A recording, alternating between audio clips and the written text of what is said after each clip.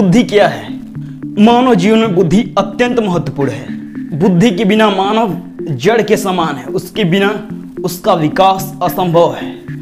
किसी भी क्रिया को करने के लिए मानव को बुद्धि की आवश्यकता पड़ती ही है। बिना बुद्धि के मानव समाज में मानव कहलाने के लायक भी नहीं रहता।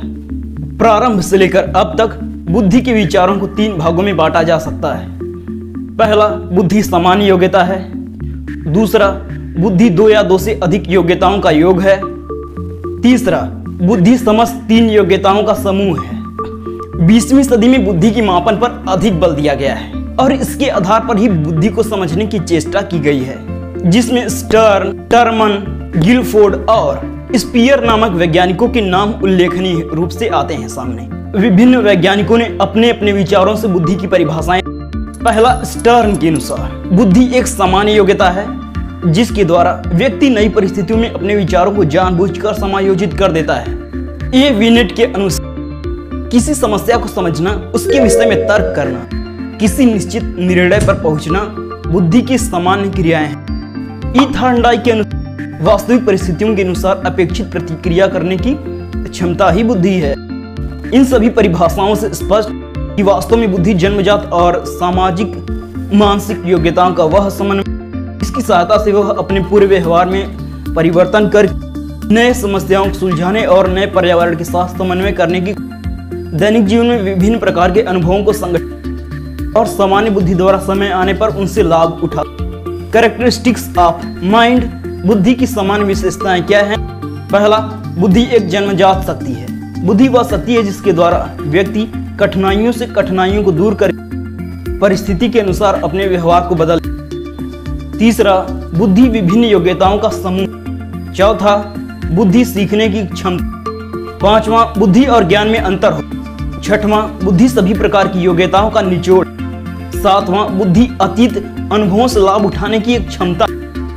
बुद्धि अतीत अनुभवों से कुछ समझने और उसका लाभ उठाने की योग्यता है। बुद्धि द्वारा अर्जित किए गए ज्ञान की जीवन के विभिन्न परिस्थितियों में प्रयोग किया जा सकता है। अब जानते हैं बुद्धि को प्रभावित करने वाले कारक, फैक्टर्स इन्फ्लुएंसिंग। पहला, वंशानुक्रम। इस संदर्भ में विभिन्न वैज्ञानिकों ने अपने अपने प्रयोग किए और यह निष्कर्ष निकाला वंशानुक्रम बुद्धि को प्रभावित, जैसे कि फ्रीमैन ने यह स्वीकार किया कि बुद्धि का वंशानुक्रम से बहुत ज्यादा घनिष्ठ संबंध है। पियर्सन ने अपने एक अध्ययन में यह तथ्य पाया कि बुद्धिमान माता पिता के बच्चे भी बहुत हद तक बुद्धिमान ही। सो हेरिडिटी एक मेजर और इंपॉर्टेंट फैक्टर है बुद्धिमान होने। दूसरा, वातावरण। वातावरण के संबंध में भी बहुत से वैज्ञानिकों ने अनेक प्रयोग। उनका मानना है कि बुद्धि वंशानुक्रम या हेरिडिटी से ज्यादा वातावरण से प्रभावित होती है। कोडक ने बुद्धि पर वातावरणीय प्रभाव को जानने के लिए ऐसी माताओं का अध्ययन किया जिनके बच्चों को एक अच्छे वातावरण या परिस्थिति में रखा गया। इससे उन्होंने निष्कर्ष निकाला कि अच्छे वातावरण में रखने पर बच्चों का बौद्धिक विकास हो सकता है बहुत अच्छे लेवल। इस विचारधारा के मनोवैज्ञानिक बुद्धि को वातावरण से बहुत अधिक प्रभावित होने का समर्थन करते हैं। एंड तीसरा फैक्टर है आयु। बुद्धि और उम्र भी एक महत्वपूर्ण कारक है। इस संदर्भ में अनेक प्रयोग और अध्ययन किए, जैसे ह्यूमन, माइल्स, थॉर्नडाइक और स्किनर के प्रयोग। इन सभी के प्रयोगों द्वारा यह साबित हुआ कि सामान्यतया बुद्धि 16 से 20 वर्ष तक की उम्र तक बढ़ती है, परंतु भारत में बुद्धि का विकास 25 वर्ष तक होना माना जाता। और चौथा फैक्टर है रेस, प्रजाति। मनोवैज्ञानिकों ने बुद्धि पर प्रजाति के प्रभाव को भी अपने अध्ययन में उतारा और यह निष्कर्ष कि प्रजाति का बुद्धि पर कोई विशेष प्रभाव नहीं। सभी प्रजातियों में 3 तरह के लोग पाए जाते हैं। पहला, तीव्र बुद्धि वाले, फास्ट माइंड वाले।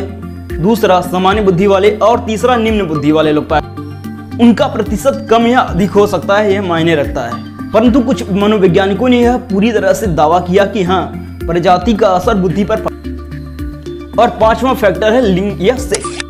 लिंग का भी बुद्धि पर प्रभाव। इस संदर्भ में भी बहुत से प्रयोग किए गए हैं। मनोवैज्ञानिक विट्टी ने यह स्वीकार किया कि लिंग भेद और बुद्धिलब्धि में कोई विशेष, परंतु यदि लड़कियों को उचित वातावरण न दिया जाए तो उनका चिंतन पक्ष बिगड़, मतलब वो ठीक ढंग से सोच नहीं पाते। और जिनको स्वतंत्र वातावरण भी नहीं मिलता, उनकी बुद्धिलब्धि लड़कों से कम होती है। बुद्धिलब्धि मतलब। और लास्ट फैक्टर है स्वास्थ्य। जैसा कि कहा ही जाता है, एक स्वस्थ शरीर में ही स्वस्थ मस्तिष्क का निवास होता है। दैनिक जीवन के अनुभवों से यह महसूस किया गया कि बच्चों का स्वास्थ्य जितना अच्छा रहेगा, उनकी बुद्धि का विकास भी उतना ही ज्यादा होगा। सो हेल्थ भी बुद्धि को प्रभावित कर। तो इन सभी तथ्यों के आधार पर कहा जा वंशानुक्रम, वातावरण, इन्वायरमेंट, लिंग्स, प्रजाति, रेस, स्वास्थ्य, हेल्थ बुद्धि को प्रभावित करने वाले मेजर। नमस्कार।